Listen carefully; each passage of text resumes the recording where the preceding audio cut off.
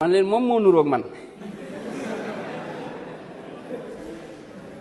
aywa en tout cas nuróoga moom bañu ma ko ndax bu fekkoon ne dañoo xam ci moom jikko ju bon wala mu nekk ci lu bon boobaa moom ku ma ne da ngaa nuróog moom maa moom danañ am problème waaye nag comme que yàlla dogal na jikko ju baax rek laa xam ci moom doonte xamante wuñ personnellement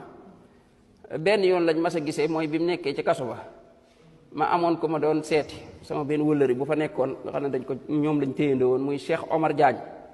sama wëllëri la lool doon sama xarit lool ma koy safoo lool nag ndax ak dëggu laa xam ci moom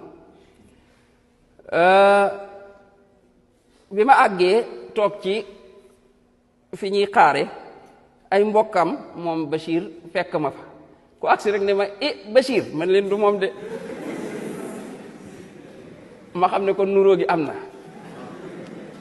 fa mu tàmbalee nag maanaam yëg wax jooju mooy benn bis laa mas a génn ci sama buntu kër benn borom oto bu gaare woon ci sama buntu kër bi ma xoolee daal ne ma Bachir Diomaye Faye loola sax lu yàgg la moom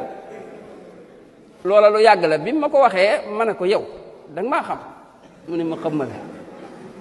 ma ne ko lu tax nga may wooye Bachir Diomaye Faye yow gis nit xamoo ko xamoo fu mu dëkk xamoo nga daan ko Bachir Diomaye Faye mu ne ma da ngeen a nuróo rek de ma ne ko aha ko daal de boobu la ma ko nit njëkk a wax waaye nag comme que léegi ñëpp wax nañ ko ma gëm ko waaye nag gëm gi nag doon na gën a feddali ko nag benn bis may seetaan benn vidéo ndeke moom la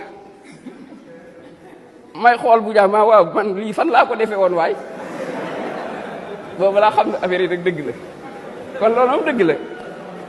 léegi nag luy dëgg nag bay boo ñu nangu ko rek moo tax léegi ba ma ko gisee ci kaso ba dama ne ko maa yow bay boo ñu xamante comme que dañuy jaawale li ma ciy tiitloo nag fi mu ne nii du heure bii parce que fi mu ne ñëpp dañoo ànd ak moom amul problème waaye bis bu ñu demee ba sénégalais yi di la wan gannaaw boobu la jafe-jafe ndax boobaa da ngay génn fii ñu ne la yow la daal la ci teg rek leen ci teg te fekk du